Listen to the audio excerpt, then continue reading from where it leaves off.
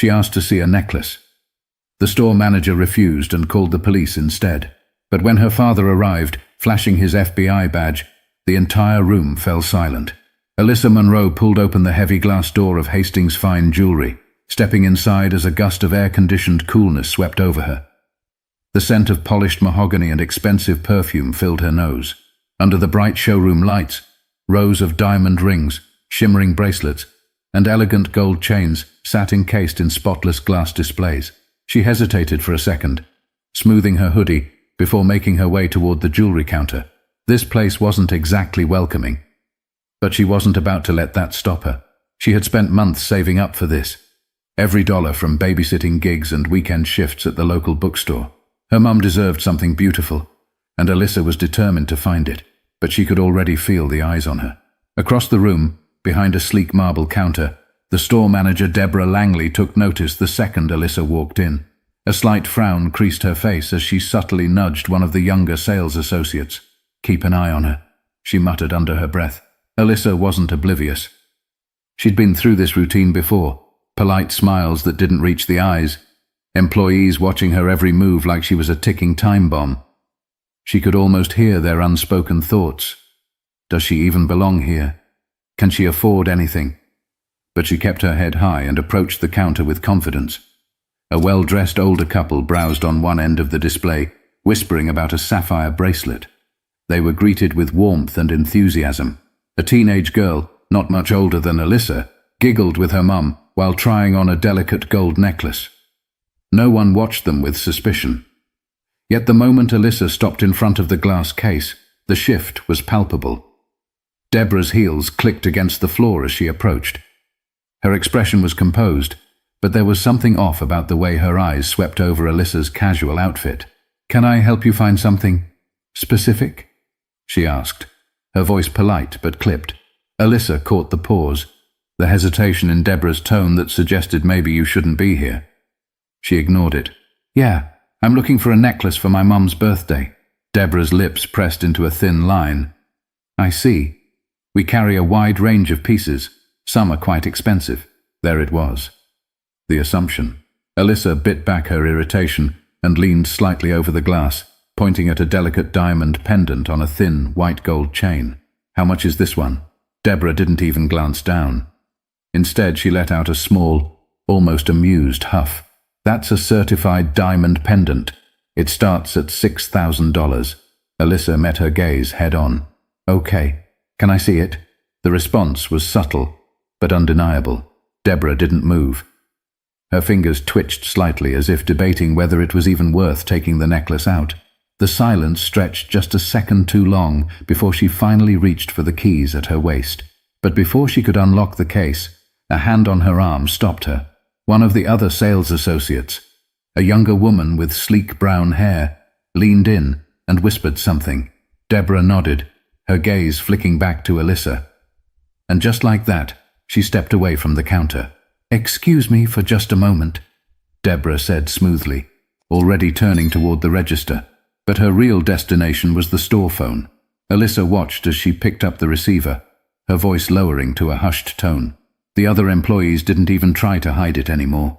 A man in a navy suit glanced up from behind the security desk. Another associate kept shifting from foot to foot, sneaking glances in her direction. Alyssa exhaled slowly. She'd only asked to see a necklace, yet somehow she had become a problem.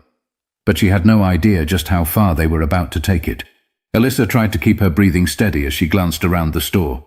The same people who had barely noticed her a minute ago were suddenly hyper-aware of her presence. The older couple had stopped whispering about the sapphire bracelet. The teenage girl with the gold necklace shifted awkwardly, avoiding eye contact. The employees exchanged glances, moving with a kind of silent understanding, as if they all knew something she didn't. But she did know. Deborah Langley wasn't just taking a phone call, she was calling the police. Alyssa clenched her jaw, her hands tightening into fists at her sides. For what? She hadn't raised her voice. She hadn't touched anything. She hadn't even pulled out her phone. Yet she was the one being treated like a criminal. Deborah's voice was too low for Alyssa to hear, but her stiff posture said enough. She spoke in clipped sentences, nodding along as if she were reporting something urgent. Then, after a final murmured exchange, She hung up and walked back with a practiced, pleasant smile. "Sorry about that," she said smoothly. "You were asking about the pendant." Alyssa didn't move. She could feel her heartbeat in her ears. "What did you just do?" Deborah's expression remained neutral, but her eyes flickered with something colder. "Excuse me?" Alyssa's chest tightened. She was trapped in a game where the rules were rigged, where no matter how politely she spoke or how still she stood, she was already guilty in their eyes. "You called the police," she said, voice steady, despite the anger bubbling inside her. Deborah let out a small, practiced laugh, the kind meant to dismiss and disarm. "That's quite an accusation." Alyssa could see the way the other employees shifted uncomfortably. Even they knew this had crossed a line. And then, the front door swung open. A uniformed police officer stepped inside, his hand resting on his belt. The room went silent. Alyssa felt something sharp lodge itself in her throat, but she forced herself to stand tall. The officer scanned the store before settling his gaze on Deborah, who immediately straightened with a relieved smile. "Officer, thank you for coming. We had a situation." The way she said it sent a shiver down Alyssa's spine. The officer nodded, then turned toward Alyssa. "Miss, I'm going to need to ask you a few questions." Alyssa swallowed the burning lump in her throat. She wasn't going to let them see her cry. "Why?" she asked, her voice firm. The officer's eyebrows furrowed slightly, as if this were a strange question. "We received a call about a suspicious individual." Alyssa let out a breath that sounded almost like a laugh. "I walked in. I asked to see a necklace." The officer glanced at Deborah, who gave an almost imperceptible nod. The message was clear. He turned back to Alyssa. "Do you have an ID on you?" Her hands shook as she reached for her phone. She knew what would happen next. She could already see how this was going to play out. A police officer questioning a 16-year-old girl in a jewelry store.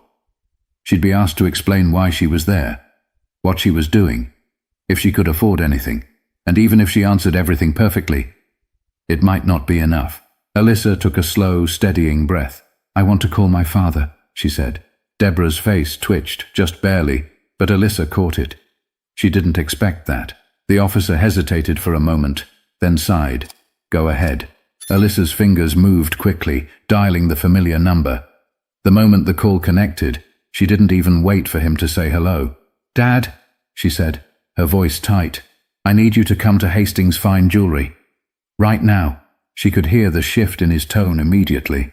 "I'm on my way," he said, and then he hung up. But no one in that store was prepared for who was about to walk through that door. The silence in the store stretched thin, brittle like glass on the verge of cracking. The officer shifted his weight from one foot to the other, arms crossed, his expression unreadable. Deborah stood tall, her carefully curated smile still plastered on her face.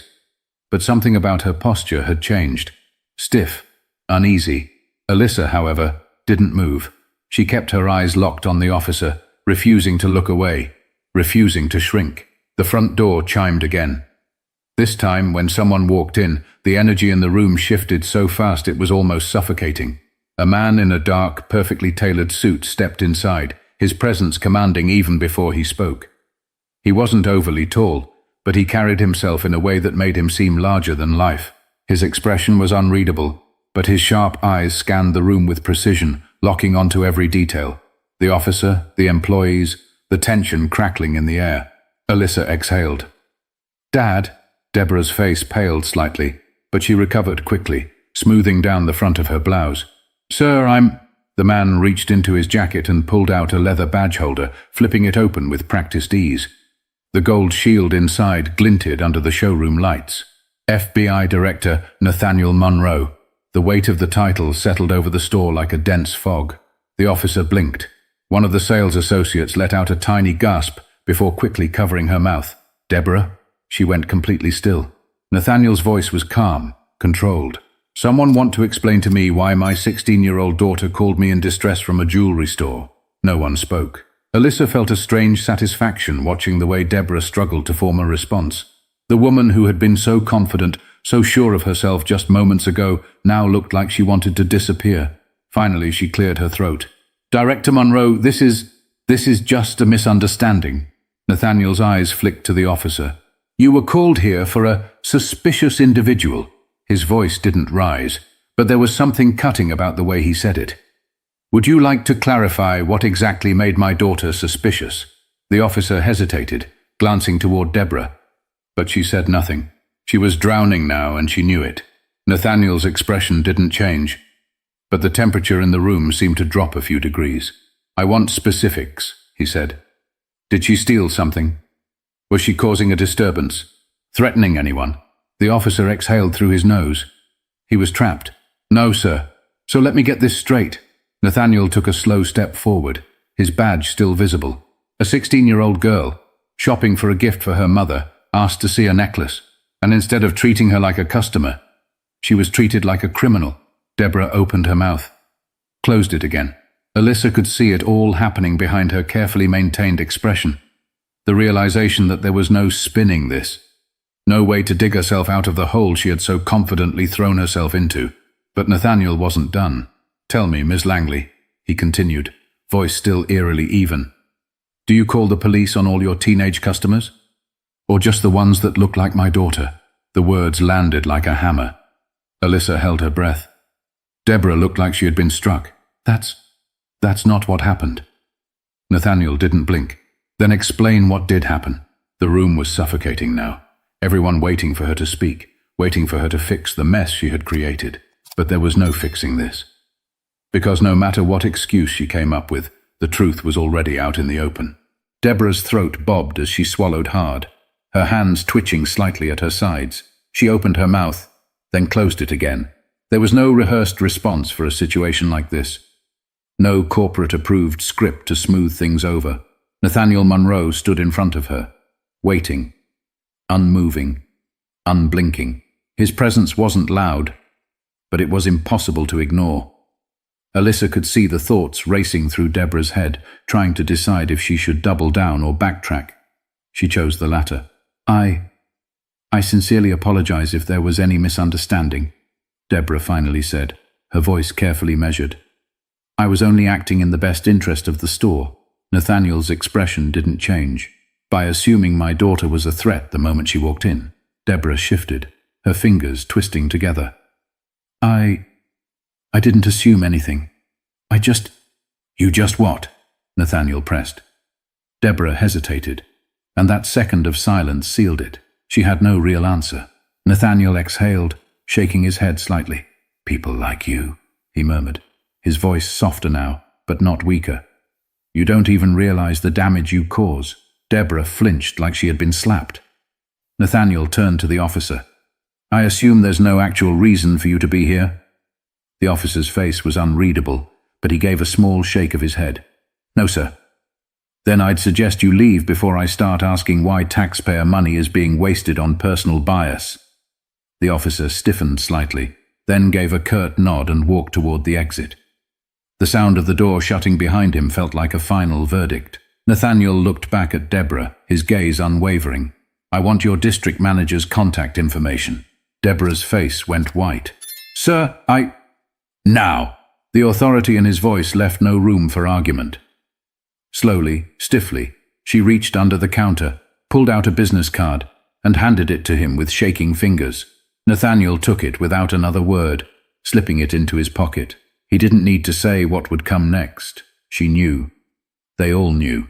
The young sales associate, the one who had whispered to Deborah earlier, stood frozen behind the counter, eyes wide, cheeks flushed. Alyssa wondered if she regretted saying anything now. Nathaniel turned to Alyssa. "You ready to go?" Alyssa hesitated, then glanced at the pendant she had originally asked about. Nathaniel followed her gaze, then looked back at Deborah. "She'll take the necklace." Deborah's lips parted slightly. "Sir, You refused to show it to her before. Now you will." There was no negotiation in his tone. Deborah's hands trembled slightly as she unlocked the glass case and carefully pulled out the diamond pendant. She placed it on the counter, avoiding Alyssa's gaze entirely. Alyssa picked it up, rolling it between her fingers. It really was beautiful. Nathaniel pulled out his wallet and slid a platinum credit card across the counter. "Charge it." Deborah barely managed to keep her hands steady as she processed the transaction.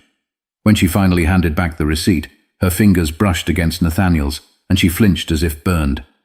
Nathaniel picked up the bag, handed it to Alyssa, and placed a firm hand on her shoulder. As they turned to leave, he paused just long enough to deliver one final quiet statement. "You should ask yourself if this is the legacy you want to leave behind." And with that, they walked out. But Alyssa wasn't done learning just how far the consequences of this moment would reach. The cool evening air hit Alyssa's face as she and her father stepped onto the sidewalk. The tension from inside the store still clung to her skin, thick and heavy. But she felt something else now too, something closer to relief. Nathaniel didn't speak right away. He simply walked beside her, his footsteps steady, measured. He had always been this way, letting silence fill the spaces where others would rush to speak. Alyssa turned the small shopping bag over in her hands. She had come in wanting to buy a gift, and she was leaving with it, but the entire experience had been tainted. The excitement was gone. The necklace didn't feel like a celebration anymore. She finally broke the silence. "You didn't have to buy it." Nathaniel glanced at her. "Yes, I did." Alyssa frowned. "Why?" He stopped walking, turning to face her fully. "Because I needed them to see that no matter what they assumed about you, you belong anywhere you choose to be." Alyssa swallowed hard, looking down at the bag. She wasn't sure if it made her feel better or worse. Nathaniel placed a hand on her shoulder. "You did everything right in there."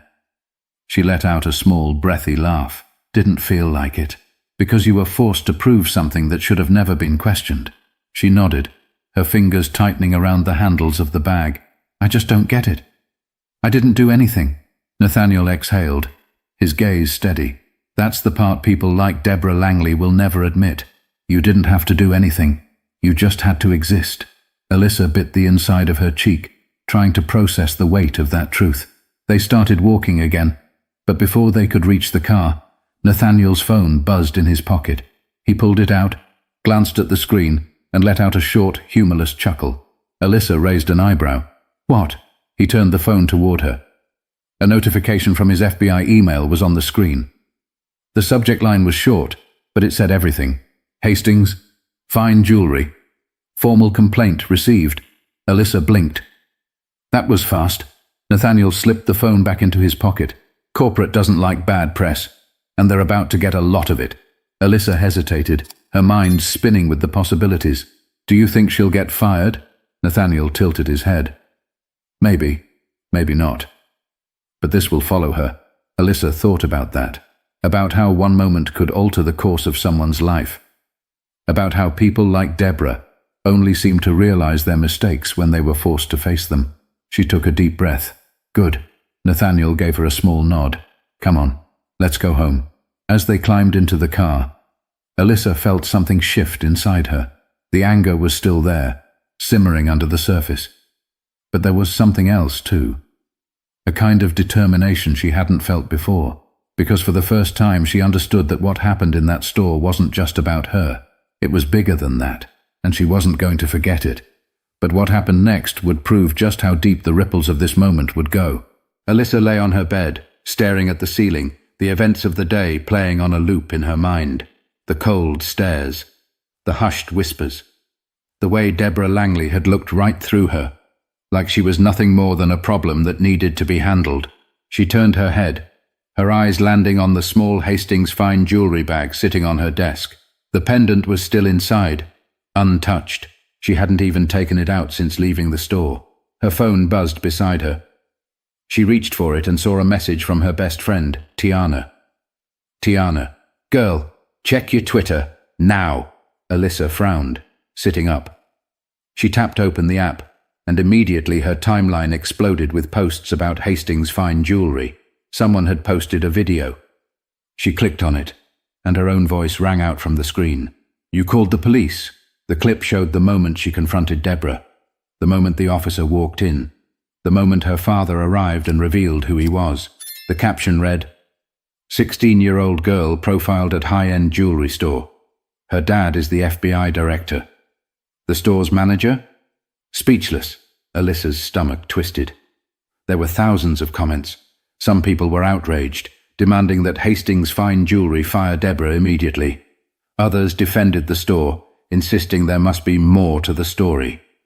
She scrolled past news articles that had already been published. Hastings fine jewelry under fire after racial profiling incident. FBI director confronts store over treatment of his daughter. Luxury store faces backlash following viral video. Alyssa ran a hand down her face. This wasn't just a moment in a store anymore. It had become something bigger. Her door creaked open, and Nathaniel leaned against the frame. "You saw it?" Alyssa nodded slowly. "Yeah." He walked in, sitting at the edge of her bed. "How do you feel?" Alyssa let out a sharp exhale. "Exposed. I didn't think people would actually—" She gestured at her phone. "I mean, it's everywhere." Nathaniel studied her for a moment. "This isn't just about you anymore." She knew that. She could feel it. "It's weird," she admitted. "I wanted her to be held accountable, but now that it's actually happening, I don't know if I feel better." Nathaniel nodded, as if he understood that better than she did. Justice doesn't always feel like victory. Sometimes it just feels like weight. Alyssa let his words settle over her. The phone buzzed again. Another notification. This one from Hastings Fine Jewelry's official account.